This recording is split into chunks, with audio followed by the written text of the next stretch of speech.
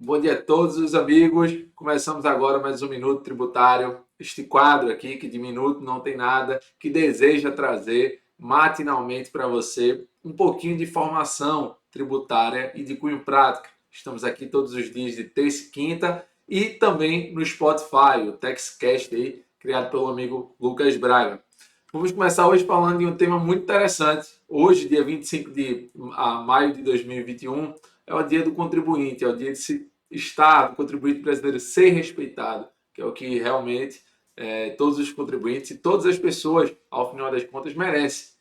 E tem um dia específico, esse dia foi previsto pela Lei 12.325 de 2010, e é um dia que, em regra, em tese, era para a administração pública, os servidores que realizam fiscalização dos tributos, realizarem um serviço educativo.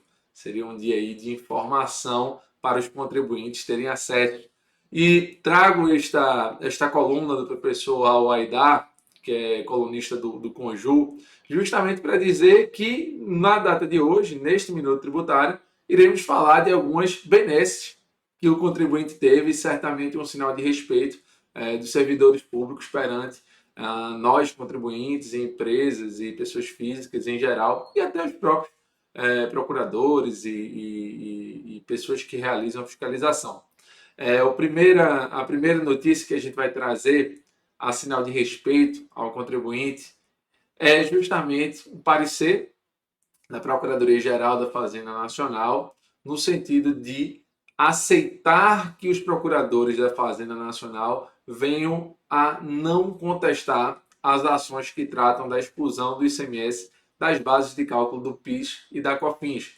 Como vocês já viram, no Minuto Tributário 4, 5, falamos bastante sobre a tese em geral, o que é que foi julgado pelos ministros do Supremo no RS 574, 706, que determinou a exclusão do CMS faturado das bases do PIS e da COFINS. Já trouxemos isso para vocês em outras ocasiões.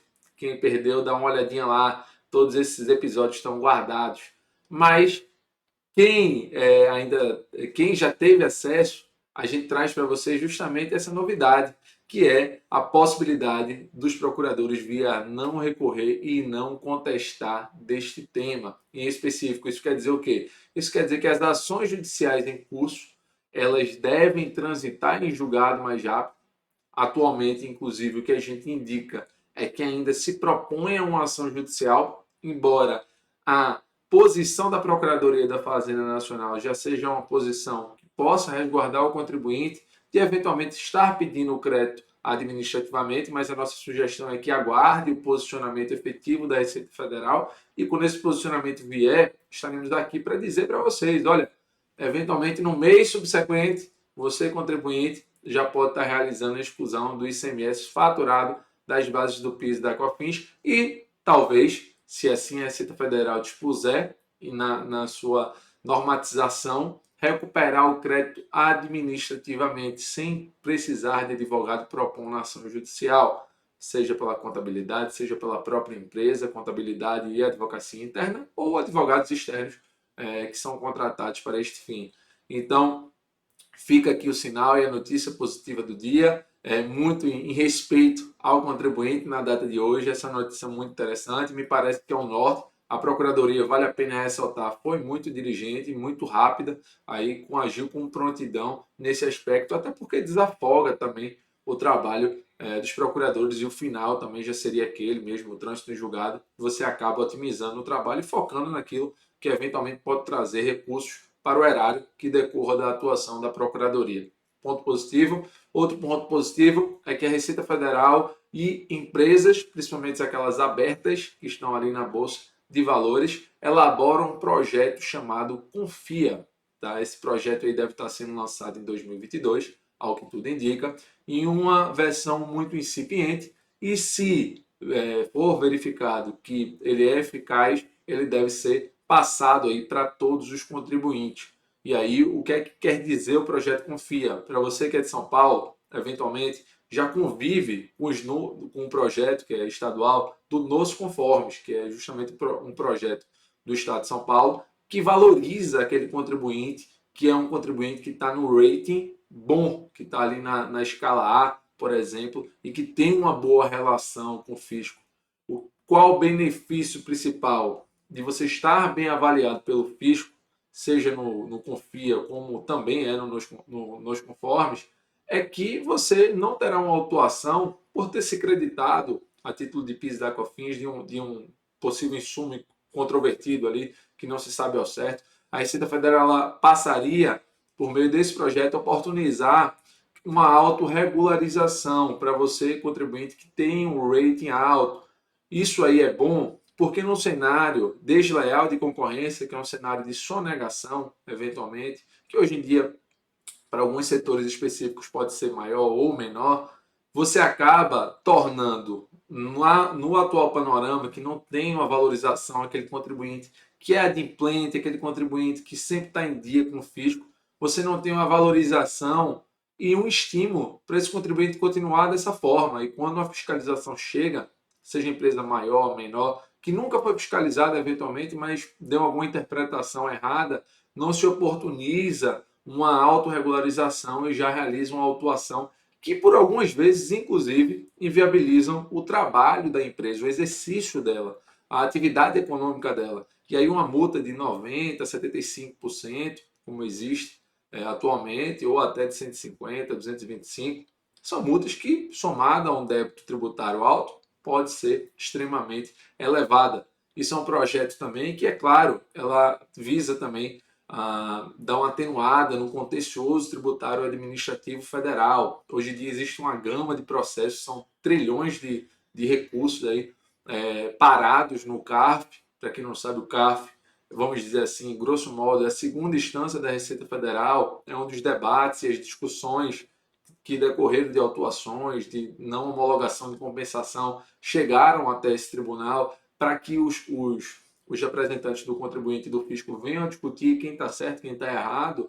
Há um ativo ali, há uma discussão administrativa muito elevada, com quantia muito alta. Então, esse projeto, para eu não ficar com essa autuação, muitas vezes, se eu acho, principalmente, que o grau de risco é alto, eu vou lá, eu, empresa, me regularizo perante fisco sem arcar com a multa elevada. Isso aí é o que a gente chama, inclusive na área consultiva tributária, de processo preventivo, assim, é algo que você toma preventivamente, que você não precisa e evita aquela atuação repressiva, né, quando já surge um problema. Então me parece que o fisco dessa forma ele age preventivamente, economiza dinheiro erário, economiza certamente tempo, que é o principal e deve ser revertido muito positivamente se um dia for instaurado aí para todos os contribuintes e muito possivelmente até pessoas físicas que forem, que é o que ocorre hoje na malha fina, inclusive nas declarações de imposto de renda, pessoa física, né, se oportuniza o contribuinte a se regularizar por um eventual equívoco que lhe ocorreu. Isso aí passa a ocorrer em uma escala muito maior para as empresas maiores, tá bom? Vamos em frente. Outro ponto interessante que rima até com a notícia anterior que eu falei sobre exclusão do ICMS, que as compensações neste ano deram um boom, né? Aumentaram bastante. Saiu essa notícia no Valor sexta-feira passada, no entorno ali de 67 bilhões ali, referente a PIS e COFINS já foram recuperados. E esses tributos, quando a gente ganha uma ação judicial dessa para uma empresa, eles são compensados com IRPJ, CSLL e eventualmente até com contribuições previdenciárias patronais ali, para aqueles débitos que foram posteriores à adesão ao E-Social, né, que é o que a gente chama de compensação cruzada, se o sistema assim possibilitasse. Né? A gente sabe que quem já tentou já passou por alguma inviabilidade do sistema, que talvez dificulte ali esse tipo de compensação, mas é possível. Então, trata-se de quantia extremamente elevada. A Receita Federal vai continuar em cima, porque tem força-trabalho para isso, para fiscalizar. Se os números colocados pelo contribuinte, e aqui eu não estou falando o número de ICMS pago ou faturado, porque o faturado já foi pacificado e a contestação, inclusive, já foi dispensada. E me parece que quando se está diante desse panorama, a tendência é que a Receita Federal venha seguir o mesmo procedimento e também não venha a lavrar mais alto de infração contra aquele contribuinte que deixa de pagar o PIS/COFINS sobre o ICMS, mas também a Receita olhará muito os números que foram utilizados, como, por exemplo, o Código de Situação Tributária que você excluiu o ICMS. Eventualmente você tem uma empresa que tem uma receita bruta que é a base do PIS e da COFINS, de 1 milhão, ICMS faturado de 180 mil, e quando você exclui o ICMS faturado dessa receita bruta, você faz incidir PIS/COFINS sobre 720. Isso em regra. Mas, se a empresa ela tem código de situação tributária que originou aquela receita bruta diferente, por exemplo, 500 mil é de produtos que ela compra para revender e que tem a tributação normal do PIS e da COFINS, ou seja, 3,65 ou 9,25 para quem é do regime não cumulativo, para quem é do lucro real, em regra, e para quem é do regime cumulativo 3,65, é o que elas pagam sobre a receita, né, o que elas realizam ali de débito de PIS e da COFINS. Porém, em algumas circunstâncias, vamos imaginar que os outros 500 mil fossem em decorrência de produtos que são adquiridos e que o PIS/COFINS é monofásico. O PIS/COFINS monofásico pressupõe-se que recolheu tudo no início da cadeia, a indústria ou o importador, em regra, e que o restante da cadeia, o PIS e a COFINS saem com a alíquota zero. A alíquota zero, e o Código de Situação Tributária é claro, e a legislação hoje do PIS e da COFINS também é muito clara, você tem que estornar esse crédito. Ou seja, ele fica no Código de Situação Tributária, em vez de ser o 01, ele entra no 04 ou 06. Aqui posso estar falhando um pouquinho a memória, mas nessas hipóteses, você não tem ICMS excluído o PIS e a COFINS, porque o PIS e a COFINS é zerado. Então, a Receita Federal deve estar abrindo os olhos para isso. Quer dizer, já era algo que ela já tinha aberto no parecer, na solução de consulta 13 de 2018, mas que agora vai ser o foco da fiscalização, saber qual ICMS está sendo excluído, já deixou de estar em voga e passará a ser o PIS e a COFINS, a receita bruta ali que você está gerando aquela potencial exclusão, tá? Outro ponto interessante, STF nega recurso sobre constitucionalidade da inclusão do crédito presumido do IPI no IRPJ. Gera um norte, o que é crédito presumido, seja de IPI ou seja de ICMS, são incentivos fiscais que reduzem o tributo. Por exemplo, imagine que a lógica do IPI, assim como a do ICMS, você recolha, ela decorre de uma lógica não cumulativa, de débito menos o crédito. Ou seja, se eu compro um produto e tem a incidência de ICMS e de IPI, vamos imaginar que R$10 de cada, eu tomo crédito desses R$20, 10 de ICMS e 10 de IPI, e quando realizo a venda com destaque do ICMS destacado, ou seja, aquele que está sobre o valor da nota de saída, ICMS e o IPI, ele sai ali com R$20 de ICMS e R$20 de IPI, eu faço o abatimento do crédito. Além disso, existem incentivos que reduzem esse ICMS que está ali na saída, o ICMS gerado no total, o débito menos o crédito, ou seja, R$20 menos R$10 de ICMS, no caso, e R$20 menos R$10 de IPI, igual a R$10 a pagar de cada um dos tributos. E, por vezes, existem legislações que fornecem um crédito presumido adicional de mais 50%, que reduz em 50% esse débito de IPI e esse débito de ICMS. E o que é que hoje os contribuintes discutem? Se pode ou não se tributar o IRPJ sobre essa quantia. Existe uma discussão muito grande sobre esse tema, seja para fins de crédito presumido do ICMS e também do IRPJ, que são incentivos fiscais.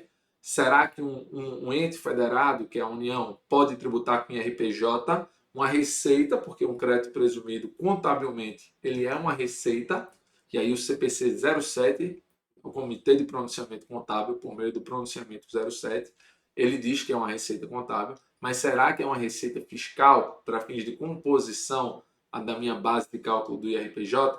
E aí, quando o STJ avaliou esse tema, posicionou-se favorável ao contribuinte com relação ao crédito presumido de ICMS, porém, muito se discute também o crédito presumido do IPI, e chegou tanto esse segundo tema, do crédito presumido do ICMS, lá no STF, o STF negou a constitucionalidade dele, assim como do IPI. O STF negou que haveria ali uma discussão constitucional, mas agora existe uma discussão infraconstitucional, e se alguém tiver que dar o último posicionamento, esse alguém será o STJ e não o STF, tá bom? Outro ponto, e aqui para terminar com chave de ouro, trata-se de tributação internacional, é que Biden, presidente dos Estados Unidos, atual, ele visa aí elevar a carga tributária americana, que atualmente se encontra no patamar de 21%. Em 2018, Donald Trump desceu a carga tributária de 35% estimada para 21%, ou seja, uma redução drástica de tributo em cerca de 14%. Ele fez uma repatriação de quantias de lucros de empresas americanas que estavam no exterior, tributando a menos. Ele reduziu ali para 14,5% ou 15,5%, se eu não me engano, essa tributação, e fez uma reforma tributária para fortalecer as empresas americanas que residem em território americano, tá?